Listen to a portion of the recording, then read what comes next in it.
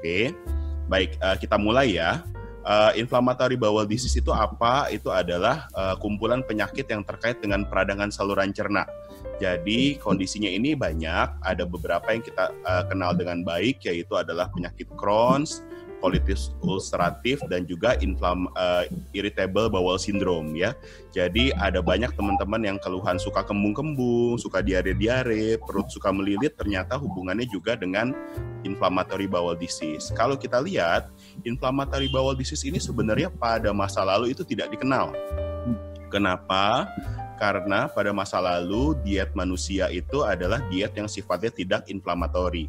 Tapi begitu mulai terjadinya revolusi industri, orang mulai tinggal di kota, mulai makan makanan olahan, mulai banyak terpapar pada gula yang tinggi dan juga lemak trans, itu di dunia barat mulai meningkat. Begitu negara-negara berkembang, waktu itu tahun 56, Cina baru merupakan negara berkembang, termasuk negara kita juga, mulai mengadopsi diet gaya barat, mulai pindah ke kota, mulai kurang beraktivitas, mulai terpapar dengan berbagai macam toksin, begitu pula kita akan mulai meningkat. Jadi diperkirakan pada abad 21 ini akan semakin lama semakin banyak orang-orang yang mengalami inflammatory bowel disease.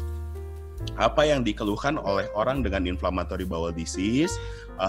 Sebagian besar memang gejalanya di saluran cerna, ya, seperti mual, muntah, diare, nyeri perut, perut terasa kram, atau bisa juga bahkan sampai buang air besar berdarah.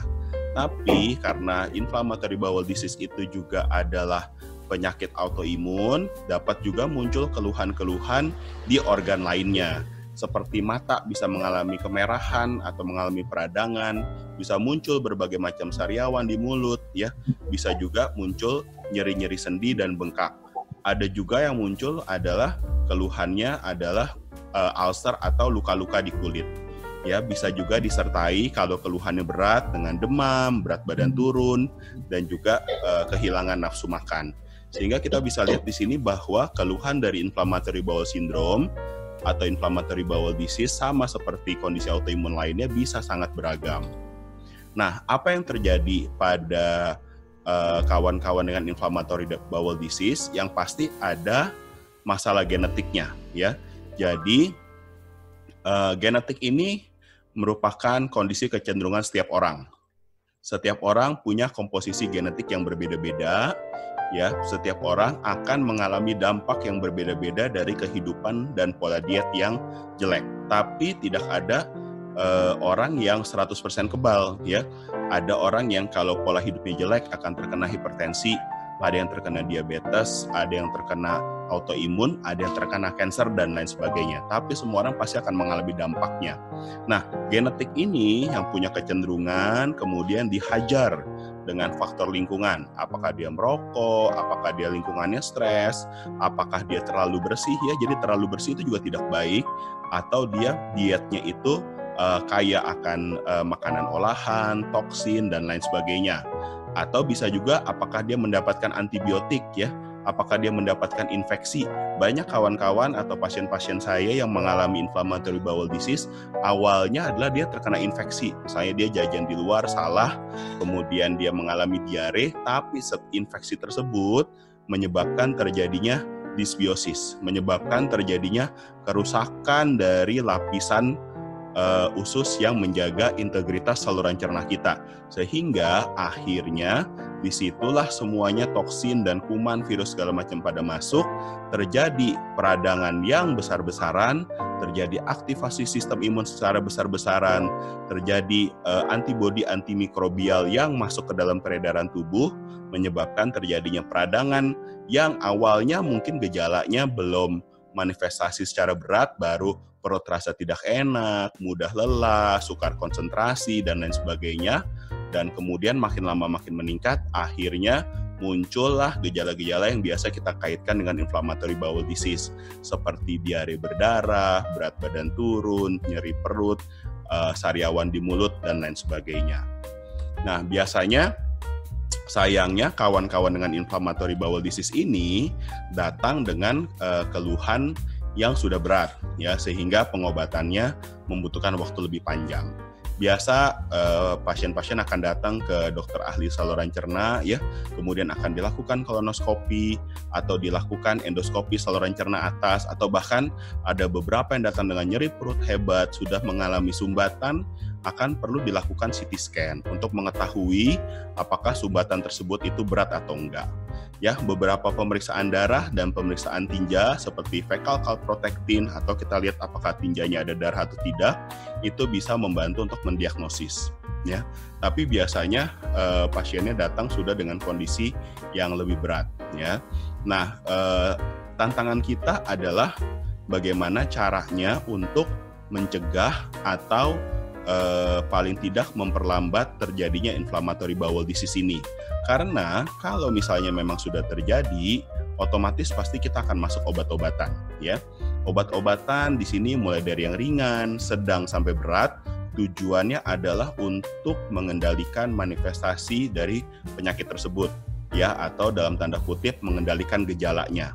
Ya, awal-awal bisa diberikan, ada yang dapat obat namanya budesonide, ya, atau ada juga yang dapat namanya sulfasalasin atau mesalasin, ya, ada beberapa merek. Makin lama makin naik, kalau misalnya tidak terkontrol, ditambahkan obat-obatan kortikosteroid, obat makan, ya. Kalau misalnya yang manifestasinya berat, bisa diberikan methotrexate atau diberikan terapi biologik disuntik yang biasanya harganya berpuluh-puluh atau berbelas-belas juta, ya. Bahkan pada beberapa kasus, kalau misalnya memang hambatannya berat, bisa dilakukan pembedahan, ya. Tapi patut dicatat, obat-obatan sangat penting dalam menata laksana pasien-pasien dengan inflammatory bowel disease. Tapi obat-obatan ini tujuannya hanya adalah mengendalikan gejalanya. Dia tidak mengembalikan integritas saluran cerna yang sudah rusak nih. Ya, integritas saluran cerna yang sudah rusak itu tidak bisa dikembalikan oleh obat-obatan. Bagaimana cara kita mengembalikan integritas saluran cerna yang sudah rusak ini? Satu-satunya jalan adalah dengan perubahan pola hidup dan diet, ya. Dan hasilnya tidak bisa instan. Memang akan membutuhkan waktu, ya. Kerusakan yang disebabkan oleh karena pola hidup yang jelek, diet yang jelek, yang mengakibatkan terjadi inflammatory bowel disease itu kan tidak terjadi dalam waktu 1-2 hari. Ya, begitu juga mengobatinya tidak bisa 1-2 hari. Sehingga kita memerlukan kombinasi antara pengobatan dengan obat-obatan ditambah dengan diet untuk memulihkan saluran cerna kita, ya. Nah, kita lihat sekali lagi saya mengatakan bahwa konsep dari LDHS ini merupakan konsep yang sangat penting untuk kita pahamin bagaimana caranya kita bisa mengatasi berbagai macam kondisi autoimun. Pada hari ini kita akan berbicara bagaimana caranya kita mengatasi permasalahan yang disebabkan oleh karena inflammatory bowel disease. Tadi kita sudah berbicara mengenai industrialisasi, mengenai diet, stres, ya, kemudian social status, ya. Social status ini maksudnya begini. Kalau dulu inflammatory bowel disease ini adalah penyakitnya orang kota, ya. Penyakitnya orang kaya, orang-orang yang bisa membeli makanan-makanan yang dalam tanda kutip mewah, ya, kaya akan gula dan lain sebagainya.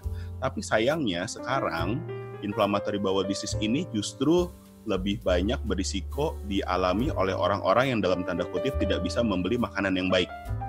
Kita tahu zaman sekarang justru makanan sehat itu mahal.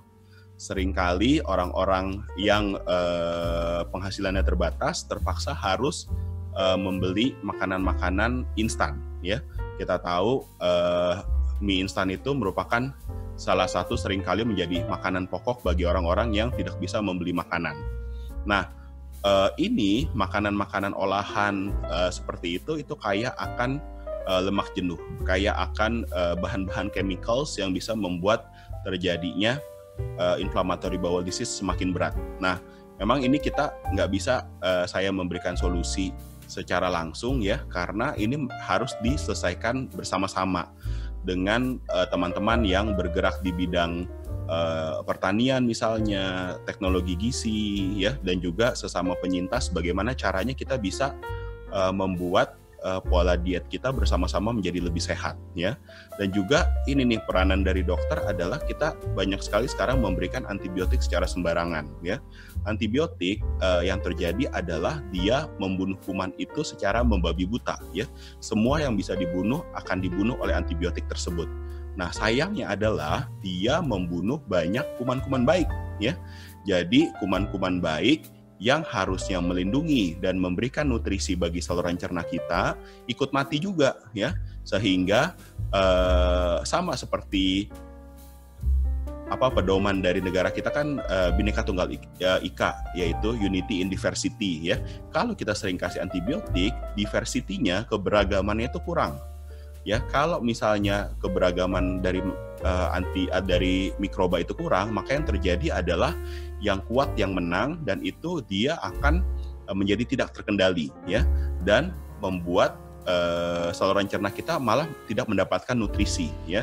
Proteobakteria meningkat, sedangkan yang bermanfaat seperti Firmicutes dan Bacteroides itu turun ya, yang memproduksi butirat. Butirat ini adalah bahan makan dari lapisan saluran cerna kita turun, sedangkan sulfat reducer itu meningkat. Sulfat itu adalah senyawa dari sulfur ya.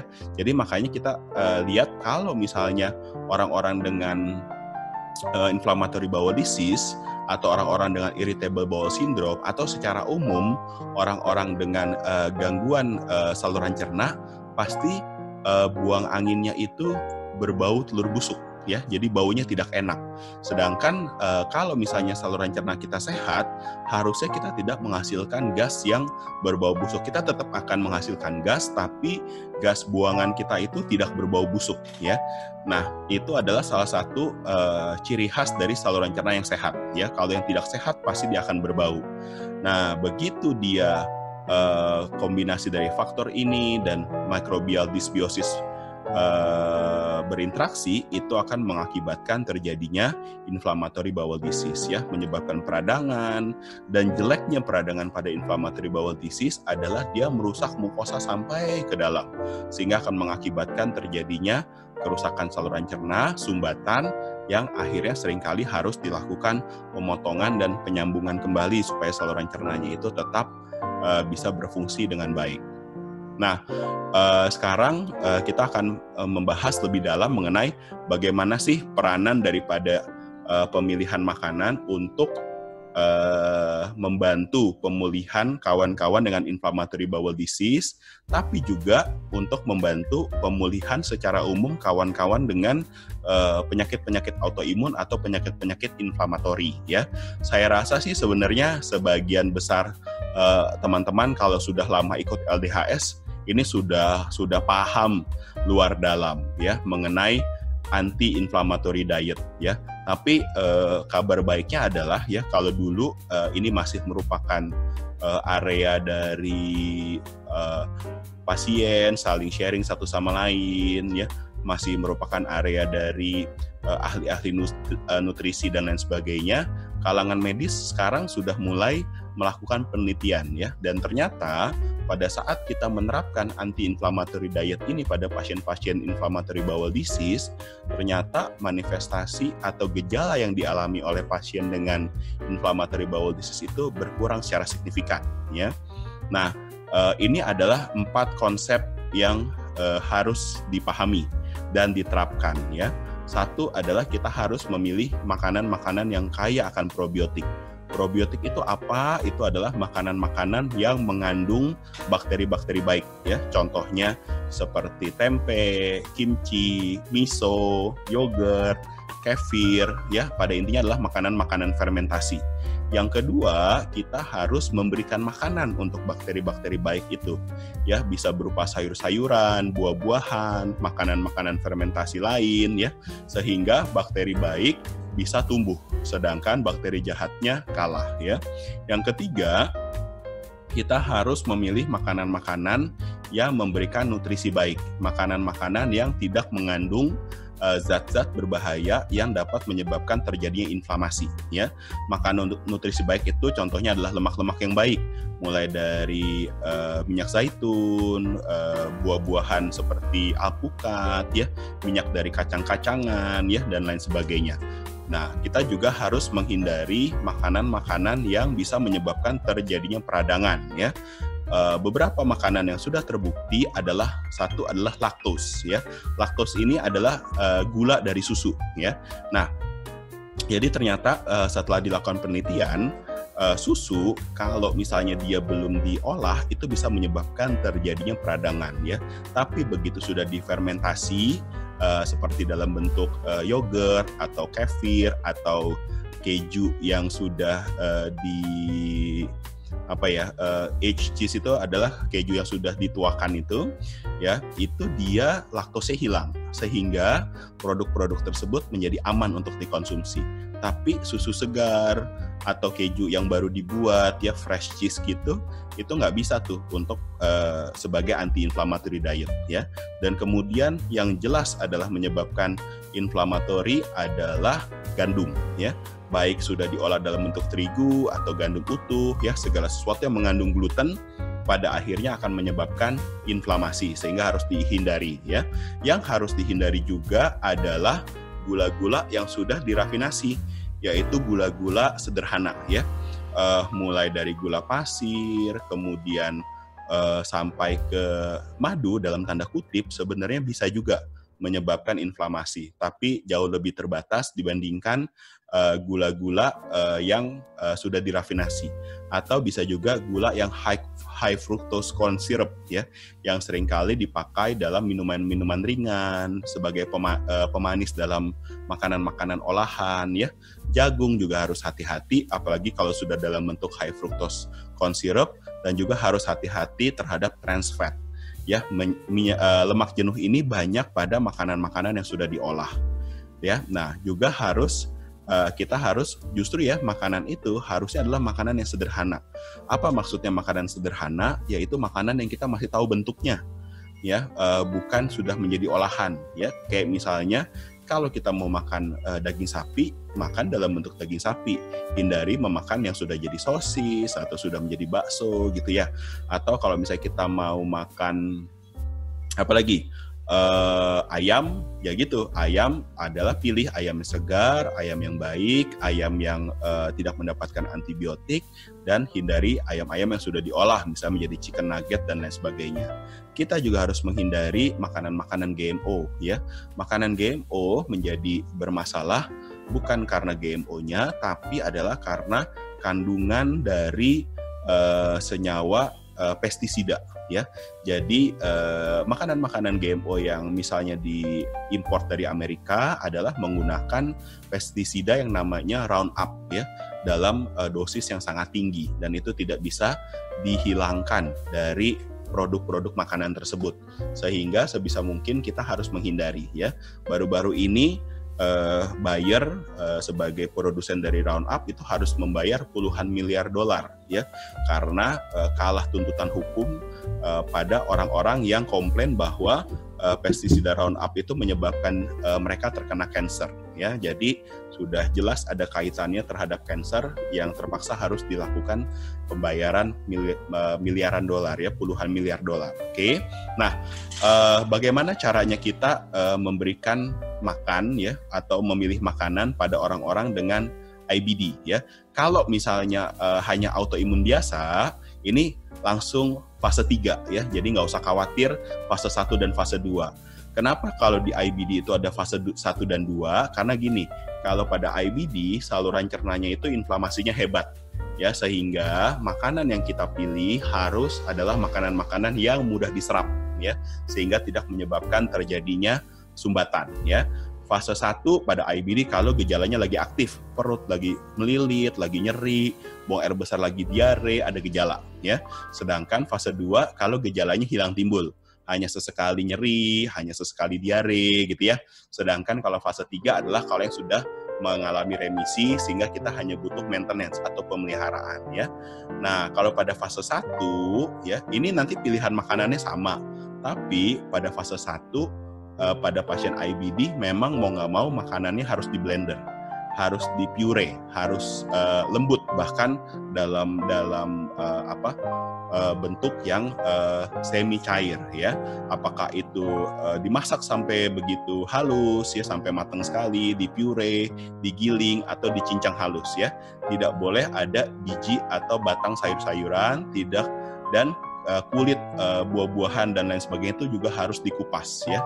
Jadi tidak boleh makan ada serat yang keras sama sekali karena saluran cernanya sedang tidak bisa mencerna dengan baik ya. Sedangkan kalau gejalanya hilang timbul, sudah membaik, kita bisa mulai dengan yang lebih lunak ya, tidak menjadi pure atau bubur tapi sudah lunak ya. Makanan harus dimasak dengan baik dan kemudian mungkin butuh digiling atau dicincang ya, terutama adalah protein ya.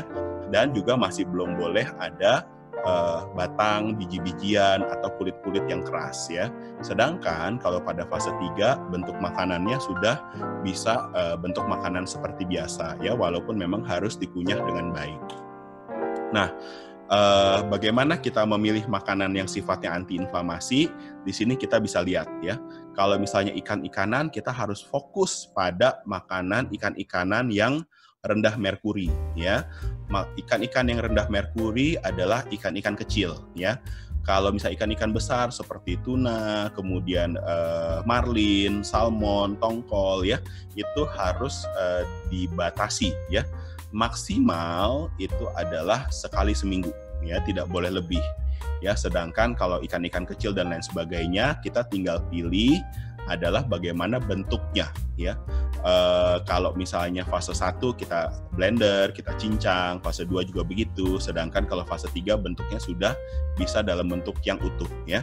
Nah, kalau misalnya poultry atau unggas ya, kurang lebih bisa ya, justru kan karena poultry kan cukup lunak ya, tinggal dipilih mana yang suka.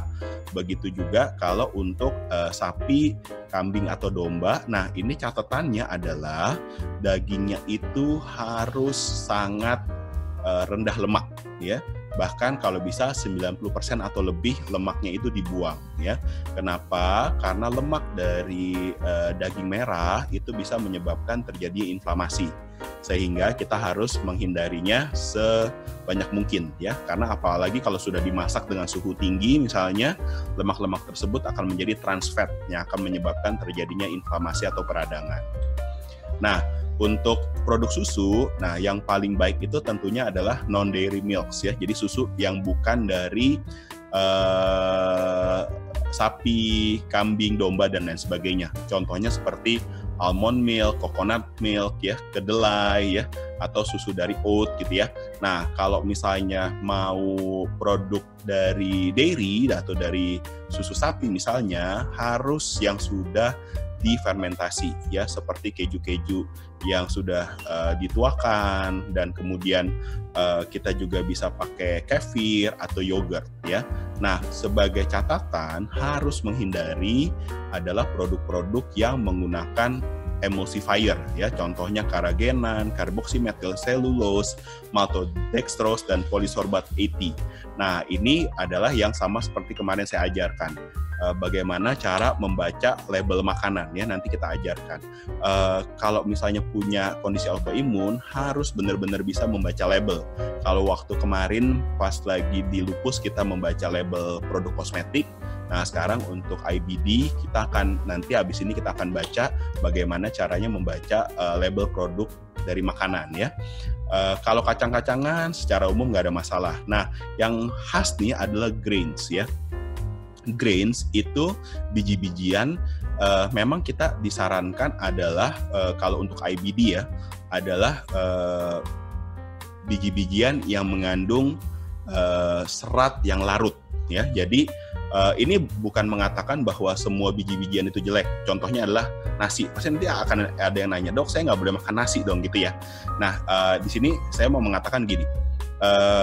Kalau untuk anti-inflammatory diet, kenapa disarankan untuk IBD adalah dengan oat ya? Itu adalah karena serat daripada oat itu larut, sehingga oat itu akan membuat buang air besar kita itu lunak ya, sehingga dia akan menyerap air, sehingga buang air besarnya itu bisa lancar ya, sehingga memang kalau untuk IBD disarankan itu oat ya. Boleh nggak kalau misalnya kita makan nasi? Boleh ya, tapi memang sebisa mungkin adalah nasi yang tidak diolah sehingga dia gulanya tinggi. Contohnya itu nasi putih ya. Nasi putih itu jeleknya adalah karena dia sudah dihilangkan segala macam serat dan nutrisinya, sehingga nasi putih begitu kita makan jadi gula ya. Nah, sehingga memang kalau kita masih mau makan nasi, kita bukan IBD, kita disarankan adalah minimal berasnya adalah beras coklat ya, beras yang belum dipoles ya. Nah, sedangkan kalau untuk legumes tidak masalah, walaupun sebenarnya kalau fase 1 legumes yang paling baik itu miso ya, karena miso itu selain dia sudah halus, kemudian dia juga adalah kultur dari pro dan prebiotik ya. Nah, tepung-tepungan ini sebisa mungkin harus grain free ya. Karena apa? Sama sih seperti alasannya adalah karena masalah dari serat larutnya yang lebih baik ya. Lemak-lemak, usahakan memilih lemak-lemak yang sehat ya. Almond, avocado, butter harus dibatasi ya. Kemudian canola, coconut oil, flaxseed, grapeseed, macadamia butter, olive oil, dan walnut oil ya. Nah, kemudian minuman utamanya adalah air ya. Kopi dan teh ternyata masih boleh ya. Yang penting tidak menggunakan produk-produk misalnya seperti creamer atau dikasih gula dan lain sebagainya ya. Teh boleh, nggak ada masalah, apple cider, kemudian club soda ini air soda ya, yang tapi bukan yang ada rasa-rasanya gitu, itu nggak boleh ya. Nah, sedangkan kalau untuk suplemen biasanya untuk kawan-kawan dengan IBD itu kan penyerapan nutrisinya terganggu ya, sehingga memang harus dikonsultasikan dengan dokternya untuk memilih suplemen yang biasanya terganggu penyerapan nutrisinya seperti vitamin D, fish oil, kemudian B12, zat besi biasanya bermasalah, kalsium ya, dan probiotik dan flax oil itu memang harus didiskusikan ya. Nah, di sini kita harus belajar membaca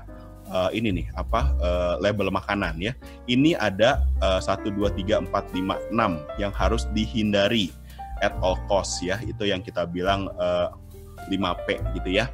Nah, polisorbat, maltodextrin, karagenan, carboxymethylcellulose, hydrogenated oil, dan artificial sweetener ya. Hydrogenated oil ini yang paling gampang, ini contohnya ada di margarin ya. Di sini lihat nih, partially hydrogenated soybean ya. Ini margarin itu pasti mengandung hal seperti itu. Ya, dia di sini curang dia bilang trans fat itu 0 gram ya. Padahal sebenarnya tidak, karena dia sudah ada hydrogenated soybean ya. Dia menggunakan cara-cara yang tidak baik untuk mengatakan trans fatnya 0% ya. Kita juga harus menghindari namanya maltodextrin gitu ya. Sehingga ini yang bisa menyebabkan terjadinya gangguan saluran cerna pada pasien-pasien dengan IBD ya. Di sini kita lihat ya, ada carboxymethylcellulose gitu ya. Kemudian di sini kita lihat juga dua ini ya, ada yang carboxymethylcellulose ya. Ini harus dihindari ya.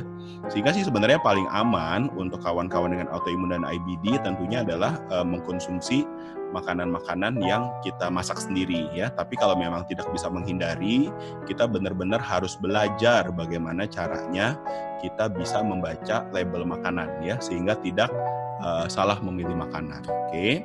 Nah, kemudian bagaimana dengan probiotik? Probiotik ini merupakan sangat penting ya. Tadi kita sudah belajar bahwa salah satu penyebab terjadinya inflamasi pada inflammatory bowel disease adalah karena kita kekurangan bakteri baik ya. Kita lebih mau banyak lactobacillus, bifidobacterium ya, E. coli non patogenik ya. Sebenarnya intinya adalah short chain fatty acid producing bacteria. Ini adalah bakteri-bakteri yang bermanfaat untuk memberikan nutrisi ya. Idealnya adalah kita memeriksakan feses kita untuk tahu bagaimana komposisi bakteri dan nutrisi di dalam feses tuh, buat tahu apakah cukup atau tidak. Idealnya melakukan pemeriksaan namanya ProGut Health. Tapi tentunya ini mahal ya. Biasanya ini harganya antara kurang lebih 8 jutaan ya. Ini seringkali kalau saya balik nih di belakang ya.